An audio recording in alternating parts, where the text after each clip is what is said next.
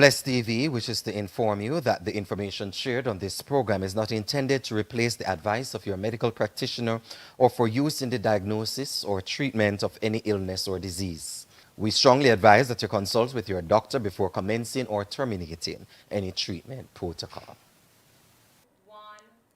The COVID-19 pandemic has rehashed one of the old-time discussions of conventional versus alternative medicine.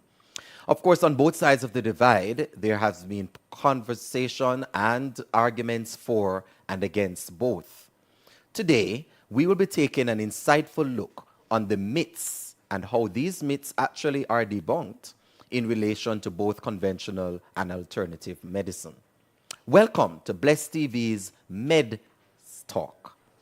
Today we have with us Dr. Michelle Hamilton. Welcome, Dr. Hamilton.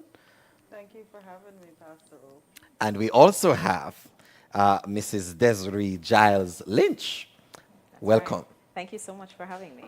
Now, Dr. Hamilton is a medical doctor, very well known. You hear her on NCU 91.1, 91.3, 91.5 FM with Arnold Kelly, doing health tips there. And you also have her on the East Jamaica Conference virtual platform where she actually goes through a number of medical programs with us.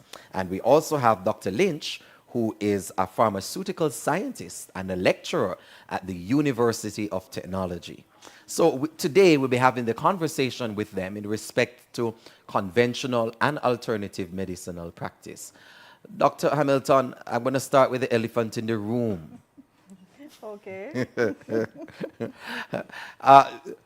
In Jamaica, we hear about bush doctor, and many individuals grow up having the conversation with their parents about how their grandparents had actually used this bush, put together this kind of concoction or recipe to actually heal and to help them in their healthy living practices.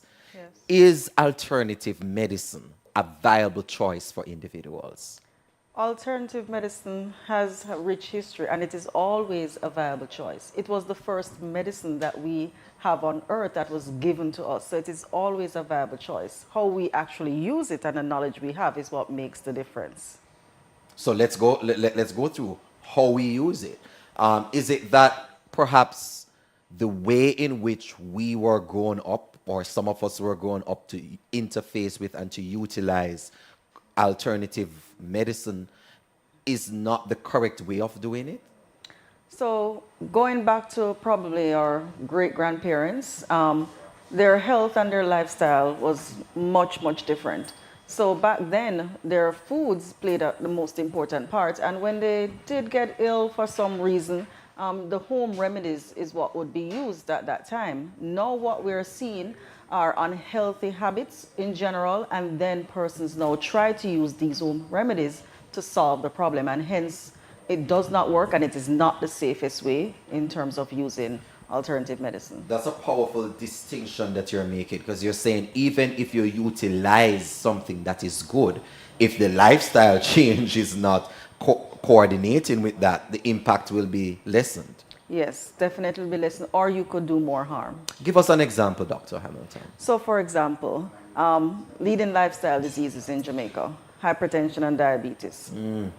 Persons will be on medication or decide they don't want to take medication. They're not changing their risk factors or the things that they have in terms of their diets, a part of their diets, to make that change. Because some of them, it's really just the foods that they're really eating, just a simple method. They're not doing that, but however, they would, for example, find a particular herb and decide that they want to take it when they take it. It will reduce either the blood pressure or bring down their blood sugar. So they will consistently use that and not change the factors that are actually influencing the condition itself. Now, this is what still happens. If it's high blood pressure, your blood pressure is still surging. It's still causing damages in the walls of the arteries or the blood vessels, so to speak.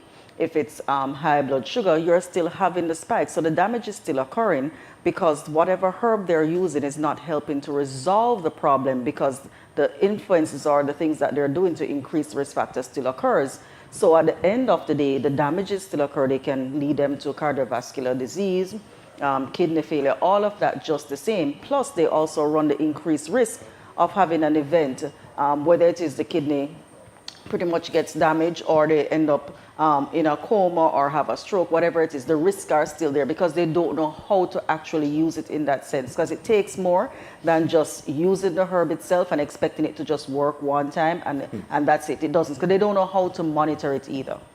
Very interesting, and I think this program is going to actually help individuals to be able to balance both sides of the equation with your insights. Dr. Lynch, walk with us and let us know what persons might be thinking on the opposite side of Dr. Hamilton, that this area of alternative medicine is not recognized. Is that so? First of all, thank you so much for the compliment. I'm not doctor yet, but I'm getting there. Right? So it is not recognized. That's a fact to some degree, right? In terms of the fact that some remedies that are used are not considered official drugs. Now, what are official drugs? Official drugs are pretty much those that are not, enough research has not been done. So it's not that research hasn't been done, it's not that the medical community doesn't acknowledge them and the fact that they can work, but it needs to go a little bit deeper. You know, you need to know all the potential side effects of these, right? And contrary to popular belief, it's not just conventional medication that has side effects. Even the bush remedies or the herbal remedies have side effects too. So we have to know the proper dosage. We have to know how to properly administer these drugs in order for them to be as effective as they could be. So that is what would make, once the proper research would have been done, that is what would make it an official drug. So you have a lot of unofficial drugs that are there. Frankly, I can't think of a herbal remedy right now, or we call them crude drugs that has not been researched to some degree. So it is there, you know, and we in the scientific community, we do, you know, spend the time and resources trying to find these remedies. Frankly, I saw a statistic the other recently where it says that in the last 30 years, about 50% of all new drugs are based on natural sources, right? Mm-hmm. And so it's not that it's not being used, it's just how, and it is not that it's not recognized or respected. It is just that more information needs to be developed or investigated. If I hear you correctly, I hear you saying that there is a standard, a scientific standard. That's right. That all drugs have to be, well, I don't think I like even the word drugs. All remedies would have to go through, but for you it's a drug, yes, so I'll use that. All drugs would have to go through to ensure that it is not only applicable in one instance or to two persons, but on a wide scale. That's it. And you're saying that some of these remedies have not yet reached the standard. Yes. Which does not mean that they are not capable of being used. Yes, but we have to be very careful. Correct, yes. In how we use it, and I'm sure we'll touch on that a little bit later. We will. In terms of regulation, though, is it that conventional medicine and alternative medicine, one is regulated and the other is not?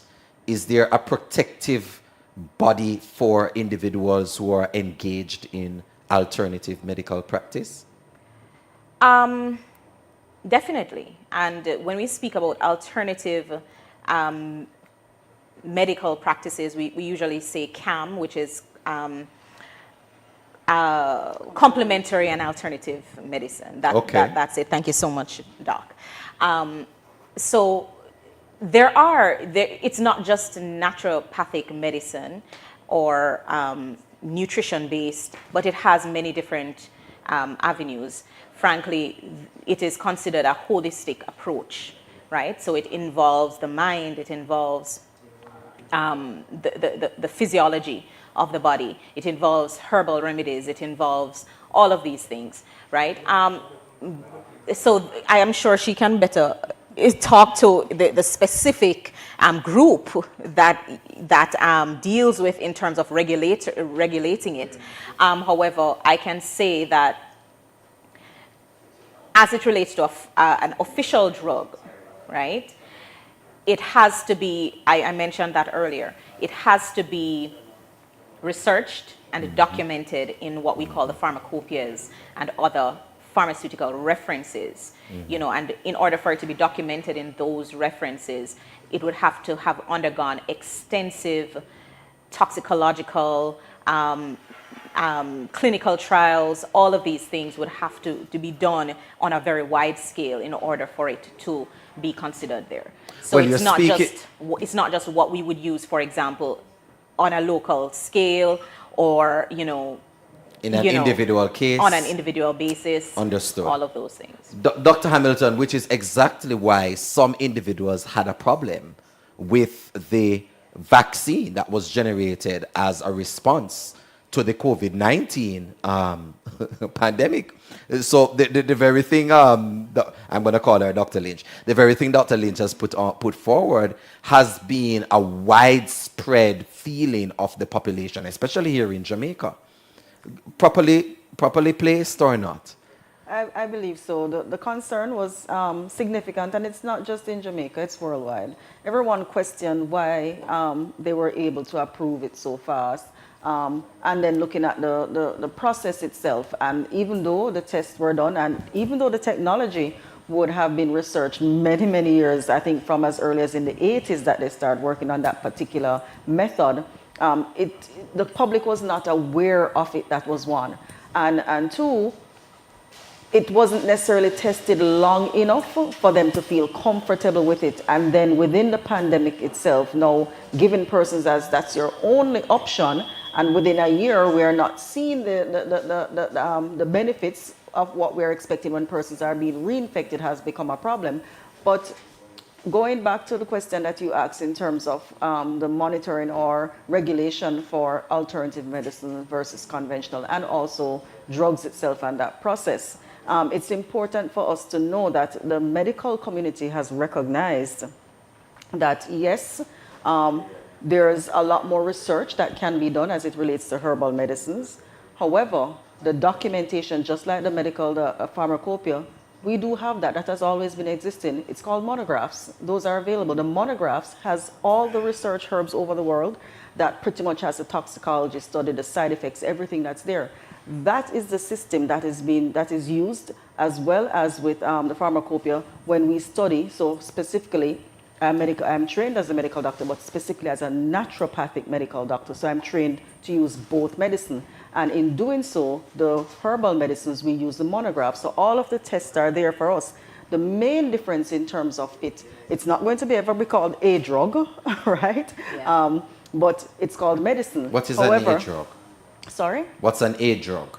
So when she says an A drug, pretty much it's the components used in both natural. So some of the drugs that we have natural components of herbs or plants in them, but pretty much that chemical makeup in itself that is used to create a drug that we use to treat or to alter the body for medications or for illnesses, so to speak. Unlike when we talk about the medicine in terms of herbs itself, it's the natural herb and the constituents of it that is used for medicine. So there's no physical changes in it structurally where we add anything synthetic to create a medicine or a drug. So you would not refer to herbs as a drug in itself. Now, as going back to the point where I say that the tests are there, the research, the science is there, the main difference is that you cannot patent a herb versus a drug. So the difference, really the bottom line is the money. Whilst you can come up with a drug and you pretty much get a patent for that to manufacture it and sell it and make all of that, you cannot do it with a particular herb. You won't be able to make that amount of money in that sense, and that is where the problem lies. But the research and the data is there. So walk us through the difference between the pharmacopoeia and the monographs. Herbal. So you want to do the pharmacopoeia? Well, as I previously mentioned, it's really, I think the difference is from my end, from what I can see, because I am aware of the monographs. It is pretty much the extent to which some of these tests are done.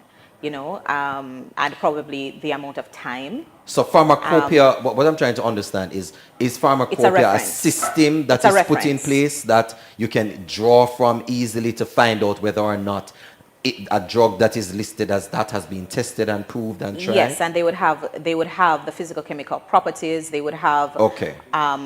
possible interactions. They would have all of that information that can be used to formulate other drugs. So you don't always have to come up with things from scratch. They would have that information. So in that's order why when we that go, is tested. So that's why when we go to the pharmacy, for example, and the doctor prescribes one type of medicine, the pharmacist can say we don't have that, but we have a similar one. No, Not necessarily. not necessarily. Yes, it depends on what you're referring to. Okay. Because they don't necessarily use, in the pharmacy, they don't necessarily use the pharmacopoeia. The pharmacopoeias is really for research, which is my okay. area. They use the Martindale, which is similar. It's a very good reference as well in the pharmacy world. They use the Okay. Martindale, but it would have more relevant information for them for over-the-counter dispensing. All right, so that's the pharmacopoeia. What about the, Herbal monographs? yes, the monographs? Right, so pretty much it will have the constituents of a herb. So the test will be done on the herb it actual self. So you'd find out all the necessary constituents, the parts of the plant that can be used as medicine, how the toxicology of it as well as side effects. All of that is there, pretty much. Including the weed? Including Marijuana? marijuana. Including course. marijuana. Every plant there is. Yes. Even some Jamaican plants now are being added to the monograph as they are being studied. So they are tested, and we have the monographs that So you can will use as a guide. So in other words, the pharmacopoeia and the monographs, what they actually aid us to do is to help us to understand the components in each of the various either drugs or herbs. herbs, right. Okay, so you see we're learning and we're growing. We're here, we're having mid-talk with Dr. Michelle Hamilton and of course Dr. Desiree, well not doctor, but I'm gonna put it on her, Mrs. Desiree prophecy. Gyles-Lynch, and we're looking on conventional and alternative medicinal practice. When we come back on the other side of this break, we're gonna go a little bit deeper. What are some of the results? What are some of the myths surrounding both conventional and alternative medicine, and how it is that you and I can be able to be better practitioners? In the Bible, the scriptures, Christ has said that indeed he has come to seek and to save that which is lost. I submit to you that the seeking and saving is not just the salvation of our souls, but also ensuring that we are living a life, according to John 10, that is abundant. When we come back on the other side, we'll hear from our guests in relation to the myths and other results from medicine, alternatively and conventionally.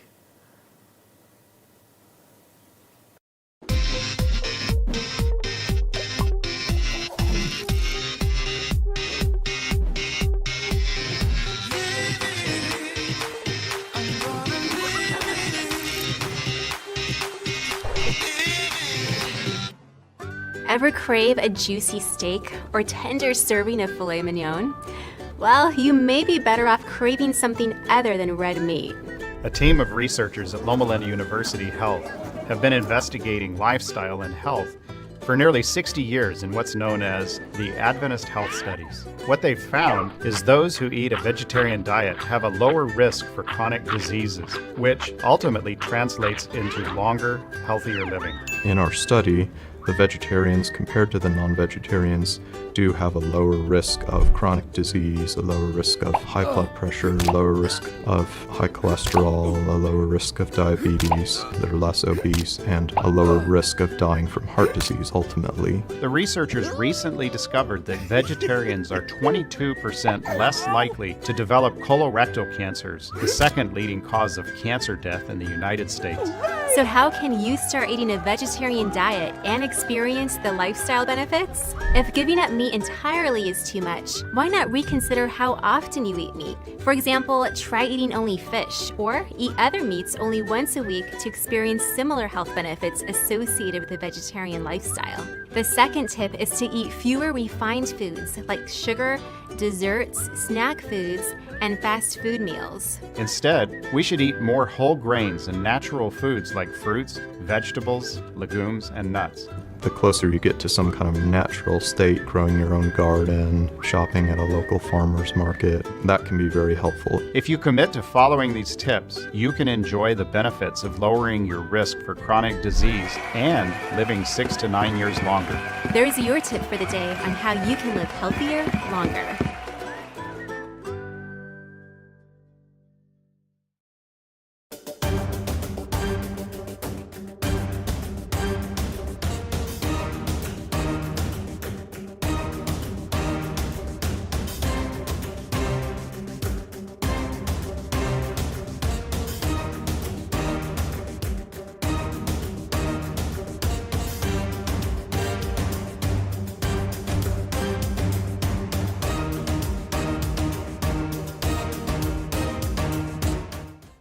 Well, what I've got here is a cocktail of medicine. These pills here, they help you go to sleep. These pills, they help you wake up. These will help you go to the bathroom. These will make sure you don't use the bathroom too much. These over here, they're for depression. Now these over here, these are my favorite pills. They really don't do anything. The detail is in the fine print. Oh, and these pills over here, they cause side effects. But these pills, oh man, they treat those side effects. And I think one of these pills will help you get back to normal. And oh, well, the blue pill, that's a different episode.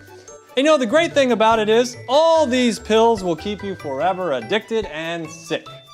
You take any drugs? Like legal drugs? I'm asthmatic, so therefore, Asthma. sometimes I take my albuterol inhaler. I have to be honest with you, I love pharmaceuticals. I think it's the most amazing business model ever invented. What do you think of pharmaceuticals? You know, there's a time and a place for those. Time and a place. Bless TV wishes to inform you that the information shared on this program is not intended to replace the advice of your medical practitioner or for use in the diagnosis or treatment of any illness or disease. We strongly advise that you consult with your doctor before commencing or terminating any treatment protocol. Welcome back to MedStalk. We're here with Dr. Michelle Hamilton and Mrs. Desiree Gyles-Lynch, and we're speaking about alternative and conventional medicine, its impact on our lives, and how we can be able to recognize the value that it brings to us. And so, Mrs. Gyles, I want you to just break down in a good summary there for us, the types of medicine that exist. Because some of us are watching and we might not even understand as well as others need, the types of medicine. Yes, thank you for that. So you mentioned earlier about conventional medicine, and for the viewers, that involves all the medicine that is traditionally used, right, in terms of in the hospitals, in terms of the pharmacy, what is dispensed at the pharmacy, etc., right? But then you also have integrative medicine, right? I'm skipping a few, but I wanted to highlight the fact that you have integrative medicine that includes both, right? The conventional as well as the complementary, which would involve naturopathic medicine, etc. So it is important to know that it needs not be such a great divide. I think the best way to go about or wellness and or health is actually to incorporate both. And I think Dr. Hamilton does a very good job of that. So, Dr. Hamilton, naturopathic medicine, bring us into the world. What does this involve? So we have to go way, way, way, way back. And we used to pretty much refer to it as traditional medicine. It's what we would have been taught in terms of, ancestors talking about using herbs and remedies. It would have been dated back that far. However, as science has evolved and we are able now to create programs, we have now learned that you can actually study to become a physician where you actually know how to use these herbs in a more clinical setting or with more relevance to help persons and many different diseases. So I think it's around sometime more than 20, 30 years ago, quite a long time ago, much longer than that, we had changes in our medical system with the use of the Flexner report that was done. It pretty much now had all the schools that were pretty much teaching persons about herbal remedies, getting them at a level in terms of on par with the medical system of how to actually practice medicine using herbs. And the term was coined naturopathic medicine. So we pretty much use the same system, but the difference is we combine now the medical knowledge of herbs, using it clinically to treat patients, and pretty much that is how we have that combination of both medicines, and now the term naturopathic medicine. Ah, interesting. Yes, yes, Dr. Gyles. So I just want to point out also for the viewers that there is a difference between a naturopathic doctor and a herbalist. Nothing is wrong with a herbalist, but a naturopathic doctor, I'm sure Dr. Hamilton would agree with me, is someone who is more trained in diagnosis and treatment. You know, it is not just a knowledge of the drug itself, or the herb itself, let me put it that way. It's not just a knowledge of the herb itself, right, that the herbalist would have, but the naturopathic doctor would be able to diagnose, treat, test, right, and all of that is important for the overall treatment of the patient, and that is extremely important. And we also like, you know, to emphasize that holistic medicine or holistic approach is also an extremely good way to be treated or to even manage your wellness. I don't think anybody today is going to argue with the fact that holistic approach to medicine and to our health and to taking care of ourselves is to be challenged. Well, but there's a point I want to raise, because there are many individuals who distrust both sides. There are individuals who distrust conventional medical practices, and there are those also who distrust the usage of herbs. So let me ask you on one, and let me ask Dr. Hamilton on the other. What are the reasons, in your experience, that individuals distrust alternative medical practitioners? Well, you know, the facts that I mentioned earlier, you know, they may feel like it doesn't have as much validity in terms of proof, right? Not enough testing has been done. But the ordinary man on the street no know nothing about testing. And that's a very good point, because while in our Jamaican context we actually use alternative medicine in terms of herbs, right, in our backyard, alternative medicine is actually more used by the upper class, because aside from what is available to the common man, right, in Jamaica you may have the Sirasi, you may have the Busy, right, aside from that, it is actually quite expensive to partake and adequately participate in alternative medicine. So if you need chiropractic treatment, for example, that has nothing to do with herbs. I did mention that you have many different aspects. So if you want chiropractic treatment, that's extremely expensive. And most likely it is not covered by your medical insurance. So, you know, it seems we always look on one side of it, and it may seem as if it is very accessible, right? But it actually is not as accessible due to the expense. Dr. Hamilton, the other side of the coin, though, some individuals do not trust the conventional medical practitioners. That's true, and you have to look at the history, starting with even experiments on humans in terms of even drug trials. All of that has to do with it as well. But also the fact that over the years, and if you look at the cycle of traditional medicine and conventional medicine, we have gone from different eras where persons will say, hey, this drug is not good, I'm going back to natural. And as soon as things change again, they flip back and they go to conventional medicine. So the distrust will come from one, the side effects that they have seen, research that were done that pretty much history has recorded. And as a result of that, they won't necessarily want to trust it. Plus, you have individuals who strongly believe that because they don't understand it, they shouldn't necessarily take it. On the other hand, you have persons would say that, well, for alternative medicine, I don't know how it works. And this is somebody who is educated enough to be able to read and get some understanding. Say, I don't trust it because they don't understand how it works with the body.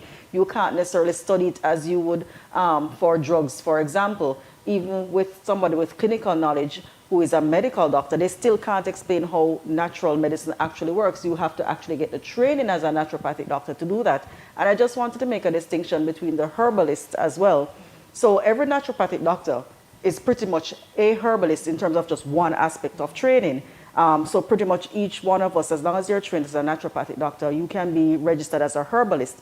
But somebody who goes through the training as a herbalist should never treat patients because they do not get trained in the clinical approach of how to use herbs. So they will make formulas. The formulas are, for example, they would put them in the same class as over-the-counter drugs, meaning that it is safe for you to just take them and use them because they're not at clinical strength.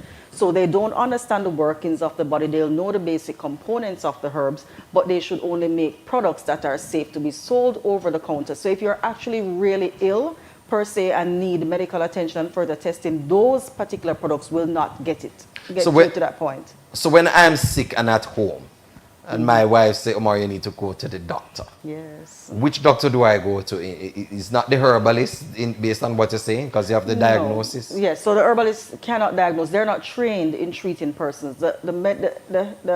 Pretty much, for example, Mrs. Lynch told you that she is not a pharmacist, but some persons will pretty much associate her as a pharmacist. She does research. So a herbalist will do research on the herbs and they make products that can be sold over the counter. They do nothing in terms of understanding how to diagnose the different conditions, how they can evolve, to understand how these herbs now will play a role in knowing which one to actually give the person. So anything that they make should be safe for over-the-counter use. Because in the health field, there is a distinction between those who practice on the outside than those who practice on the inside.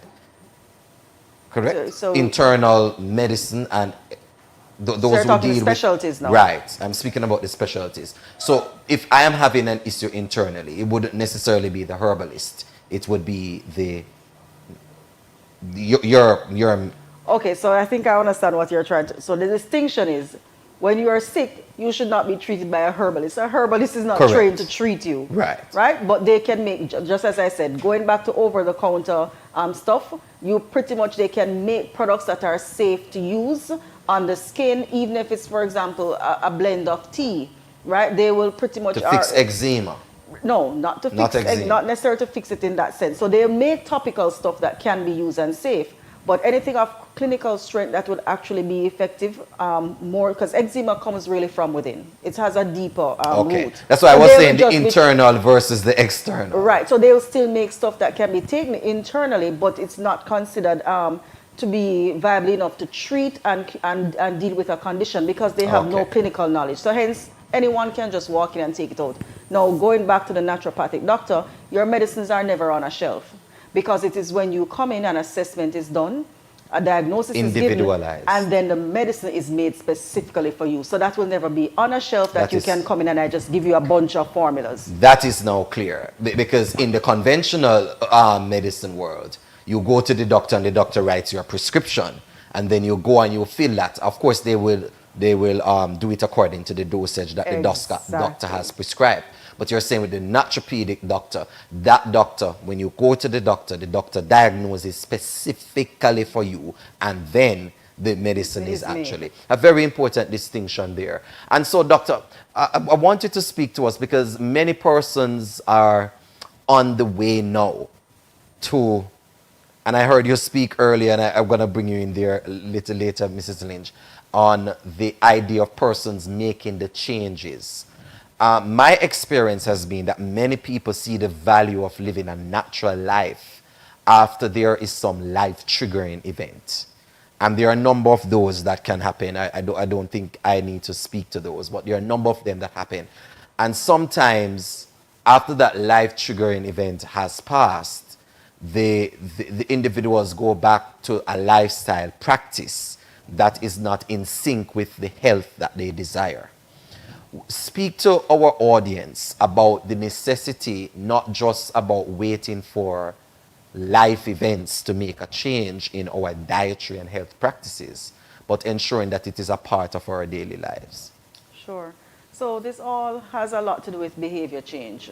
And we all desire to be healthy, but it's a choice that you make in everything that you do on a daily basis. Hence, going back to the term holistic health, right? Holistic health takes in your entire being, the physical, the social, the environmental, right? It takes in so many different tenets. So when individuals seek to become healthy only because of a major life event, but then they relapse after, it's because they have not necessarily seen, per se, an easy path or the benefits, so to speak, in the long term, and they're easily pretty much going back into their normal method of doing things because it's just convenient for them. So actually most persons need to learn about making lifestyle changes in their normal environment with all the stressors, and then it will be easier to follow afterwards. Outside of that, tell us how to do it though, Doc, because I think I think what many of us are struggling with is not the knowledge or the awareness of living healthily. I think many of us are struggling with all that is happening in our lives, work life, school pressure, children pressure for those who have children, financial pressure.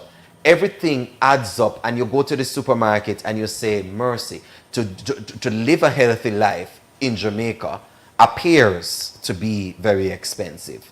How do I, in the midst of all of my life circumstance, integrate waking up in the morning or going out in the evening to Emancipation Park to do my jogging, to do my exercises? How do I integrate eating, shelving off, eating between meals, for example, not eating late at night when Jamaicans have the concept that, before good food race, and you must go to your bed hungry, which is a reality for many persons. How do we deal with that? How? How? That's a loaded question. It's a loaded question. I am aware, but I'm hearing my listeners and my viewers, and they're saying it's easy for Dr. Hamilton to talk. It's easy for Mrs. Lynch to talk, but I know my reality. Yeah, so it is a loaded question, but I do have an answer. Why? Because I'm personally able to do that for many different reasons. So it would have been started out with my diagnosis with a brain tumor. And I was not a Christian. Mom didn't know anything at the time, but she just decided that she was going to try to make... What age was that? Many, many years ago. No, I just wanted to know if it was when you were a child. In my early 20s. Okay. Many, many moons ago. So she pretty much turned to food. I mean, we were quite educated. She took me to the doctor. We did the test. We did imaging and everything. But then she started to do juicing. Now, years later, she herself got diagnosed with cancer. And as a result of just changing her diet, cancer went into remission. And then a few years after that... That was stage 1 or stage 2 cancer? Well, she was given 6 months to live. Wow. At that time. Many, many years ago. And that was for a false diagnosis. But that was what the medical world in terms of tests would have revealed, and to that extent it would have been accurate. That was not accurate. When she changed her diet, everything changed. Now, a few years later, I became a Christian. Pause. You're going quite quickly. She changed her diet from what to what? So she cut out most meats. She would only have clean meats, and specifically only turkey, not chicken, but turkey is a healthier choice than chicken, and fish. And everything else was vegetables. Okay. So pretty much that's what she did. Cancer went into remission. Okay. A few years later, I became a Christian. And a Seventh-day Adventist Christian, to be precise. While, growing in Christ and understanding God's will for my life, it became a little bit clearer to me in terms of how I should live and the things that I struggled with. So in essence, having a mom with cancer and myself with a brain tumor. And when I was able to now look at God's will for my life and why I was created, then understanding when the Bible talks about health, what it means, it's not just my physical health, my spiritual health, my social health, the 6 components of health that I always talk about. Once I'm able to make that connection, then it becomes easy for me to make the changes because I'm not living for me. I'm living because I was created for a purpose, And within that purpose, I'm a steward of my body in able to do the things that God desires for me to do. So because I've put my life in alignment with the word, the things that I come upon in terms of just the struggles, in terms of diet and cutting certain things out, I'm not doing it because, hey, it's just not good. It's because I understand from a spiritual perspective in terms of my lifestyle and who I am and what I need to do, that it is important for me to leave these things alone. I won't be able to achieve anything outside of that. So the struggles I would have when it comes on to eating certain things or why I don't eat it, and even if I smell it, it's like, yes, I can agree it smells good, but why did I stop eating it? What is the reason? So the challenge is to exercise daily, to drink enough water, all of that. It is not because, hey, I want to do it, but it's more of the purpose that I'm created and what I need to do. And if I want to allow God to fulfill his will in my life, then pretty much it's just obedience. So it's not what I want, but what he desires of me to do. So it's giving up that, that feeling for self and to choosing to do what Christ wants to do. So the bottom line is obedience. If you're obedient to Christ, it becomes easier. Much easier for you to follow. I hear you, Doc, and I agree with your philosophy. And while listening to you,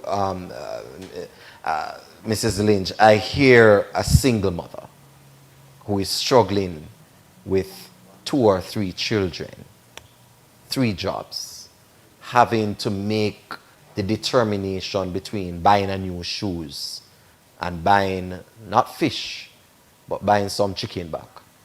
Can't even get rice.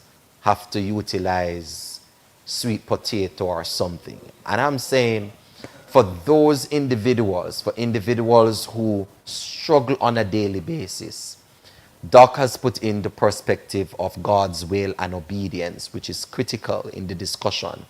But speak to that single mother out there who is going through that reality and doesn't see a way for the dollar to stretch, doesn't see a way for the lifestyle to change. Well, I think it goes back to, and that was a very powerful testimony and story, Doc. It goes back to holistic health. It is not wellness, health and wellness does not only revolve around being a vegetarian. Listen, don't stone me. Don't stone me. I'm a proponent. Right? I'm a proponent. However, I know the limitations.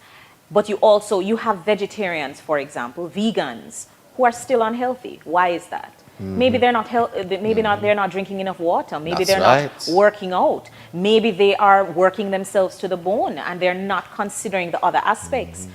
When you do your best, God will do the rest. Amen.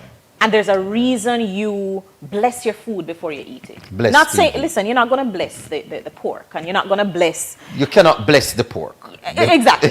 The Lord. God cursed it already, right? So but with what you have, the knowledge you have, and the resources you have, say, Lord, I commit this to you. I like that. This is what I have.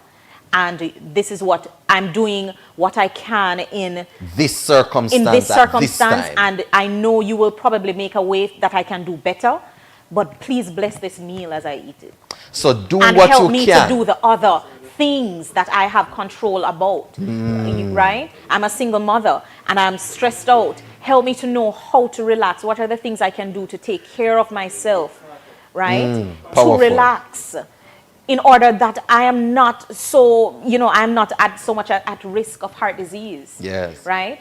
Let me not fry everything. Show me the little ways in which I can boil it. The little ways in which I can make what I have available a little more healthy. Show me. And he'll show you. And I think that aspect of the conversation is so very important because many times myself, being a 3rd generation Seventh-day Adventist, sit in audiences and listen to health presenters. And sometimes, Dr. Hamilton, it looked like my entire life must change immediately on the spot before I even leave the building, Jason.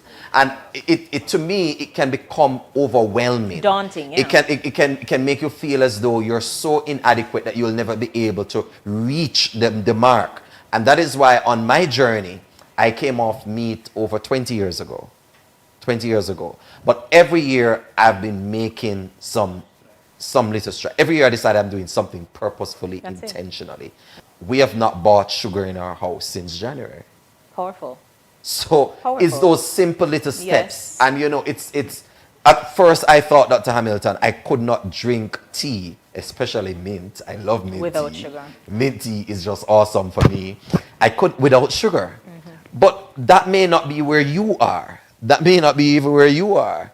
And that wasn't where I was December 2021. And if you're not there, believe it or not, God can give you that appetite to get there. I'm telling you, 4 months of no sugar, and I can tell you it coming like I don't even remember what sugar tastes like Yeah. in tea. So what we want individuals to get is that in this strive towards health, in this strive towards development, it's a growth process. It is really taking little steps. If you can do a big step all at once, then fine, that's okay. But grow and grow and grow. The interesting discussion. This is Med Talk. We're talking with Dr. Michelle Hamilton and soon to be and prophesying in the name of Jesus, Dr. Desiree Gyles-Lynch. And we're here today, really exciting discussion. We're going to be back with you on the opposite side of this break when we're actually going to be wrapping things up and looking at your own suggestions and comments in the chat. Continue to stay with us right here. Soon come.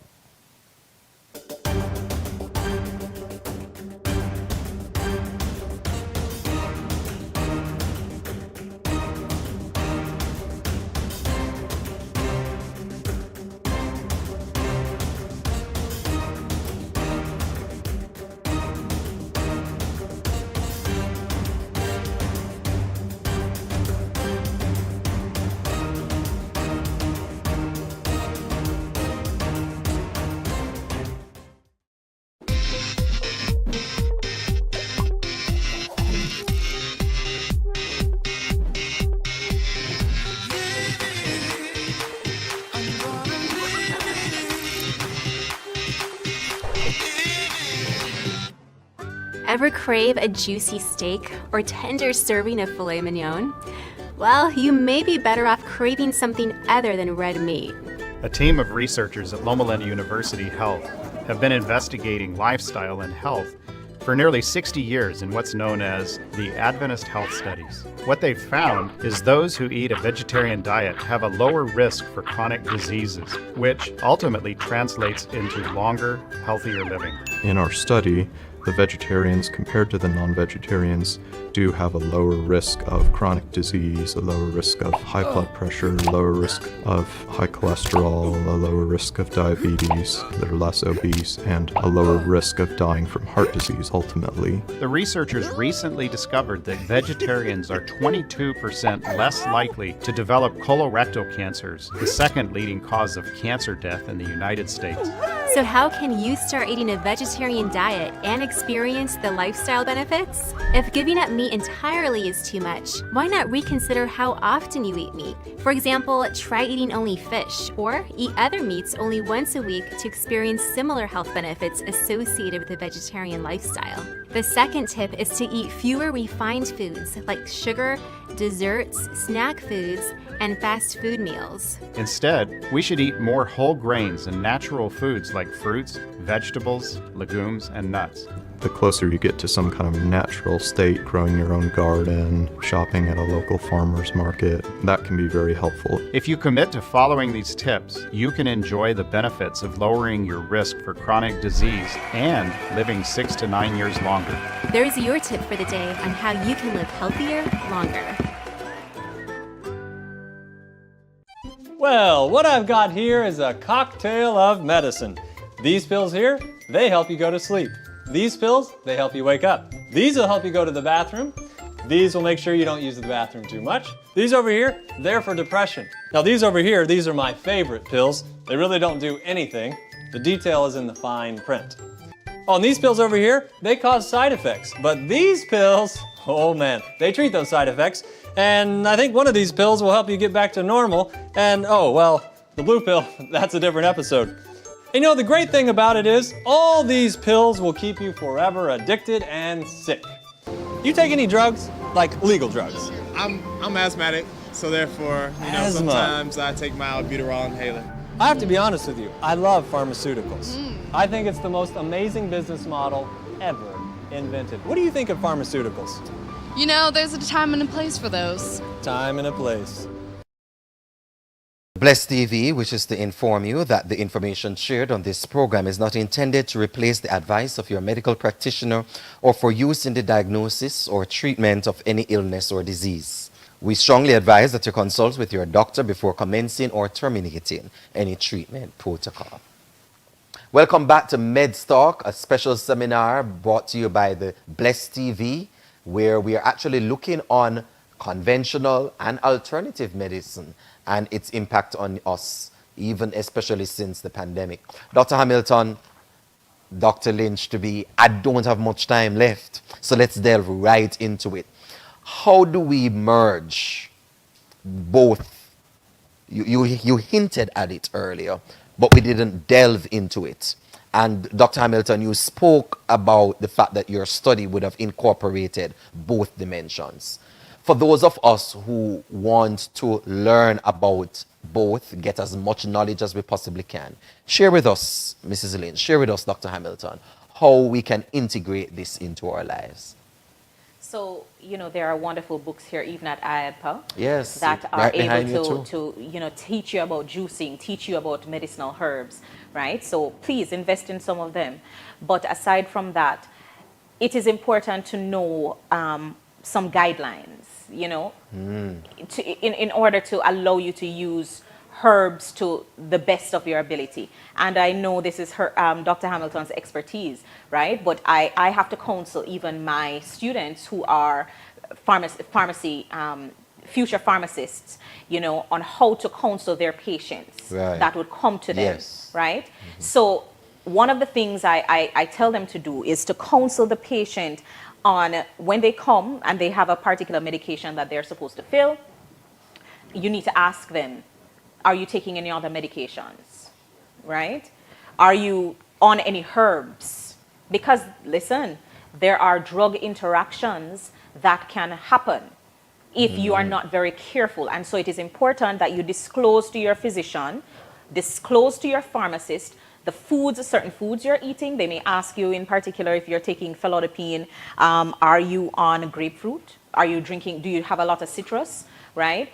They may ask you if you have, they may ask you a number of questions. So even if they don't, disclose. Because it's important that there be some transparency. And you know, it is all about using these herbs in the right way and being careful about dosage. Sometimes, you know, once you find out that garlic, for example, is good for high blood pressure, all of a sudden you eat 5 cloves of garlic one time. Come on. Which is one of those things with conventional medicine that most persons would appreciate a little bit more, in that it is more standardized. And so dosage is a little bit better, right? However, you have to be very careful about how you do it, how you use the herbs, in what form you use the herbs, which is the problem we have with marijuana. Marijuana has always had medicinal benefits. But the problem is that persons smoke it. But what other ways in which? You need to find out what other ways in which. If you're taking for glaucoma, why are you smoking it? Well, I hear you, right? Mrs. Lynch. I hear you. So you have to be very, very careful about that. Very powerful points there, Dr. Hamilton. Your take on it. How can we get this right?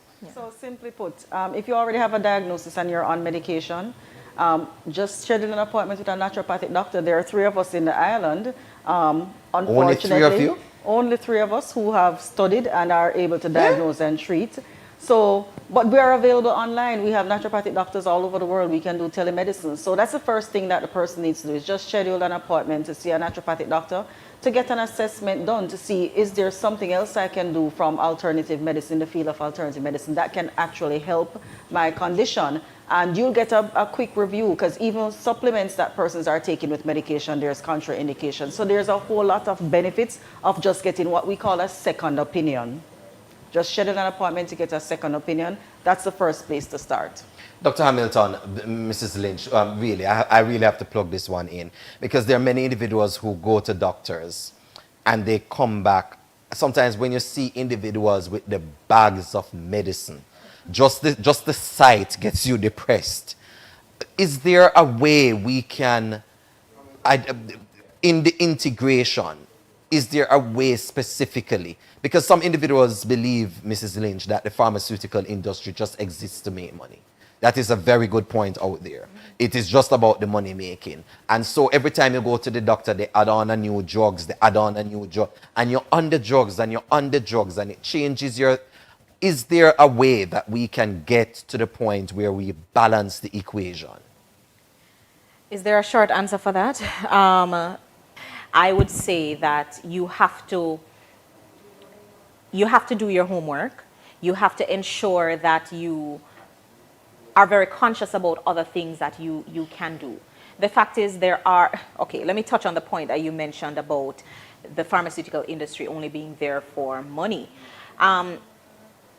I would not say it is only there for money, but money is a part of it, right? However, we cannot negate the good that has been done. I heard somebody say the other day that science never do nothing good yet. You know, science is just pure bad. Science on a whole and medicine on a whole. Some persons burn out science as Christians. And that is utterly ridiculous. And I also have to point out the fact that medical doctors are not the enemy. That's right. You have to find the right one, as well as holistic medicine, as our integrative medicine and conventional medicine. They are not separate and apart, you know. They just have you just have to find the doctor that is able to, including a naturopathic doctor, who is able to integrate the two. Including Dr. Hamilton. Dr. Hamilton, right. Your take on it? So, root cause, 2 words, root cause. Yes. And that is the main difference with naturopathic medicine versus conventional medicine in terms of doctors, how we practice. So we see the symptoms, but we look for root cause. Conventional medicine sees symptoms, hence you get medication for each symptom. We do not treat symptoms directly. We find the root cause, and in finding the root cause and treating the root cause, it addresses the symptoms. So that's where both medicines differ, and that's when now we are able now to determine all of these medications that they're on, we actually get them to eliminate some of them, because once you identify the root cause, you pretty much will get the person's life back in balance, where some of these medications can be removed from the list. And there you have it, Dr. Michelle Hamilton sending us off with those important cues, indeed, root causes, moving beyond just the symptoms. And that's as Mrs. Gyles has indicated, we must ensure we see our health not just from a narrow perspective, but holistically. That's part of the message that was given to this church through the writings of Ellen G. White in this book, Ministry of Healing, one of the most powerful books there is, right here in the IADPA Bookstore. You can be able to get your copy. I want to say thanks to each of you for joining with us here on Blessed Television for another in its series of seminars, forum. We are intent on bringing good content to you, and we want to thank you for joining us. Share the link with other individuals and look out for our upcoming series. On behalf of each of our production team, or producers, or cameramen, I am Omar Oliphant signing out, wishing you a good day. Walk good.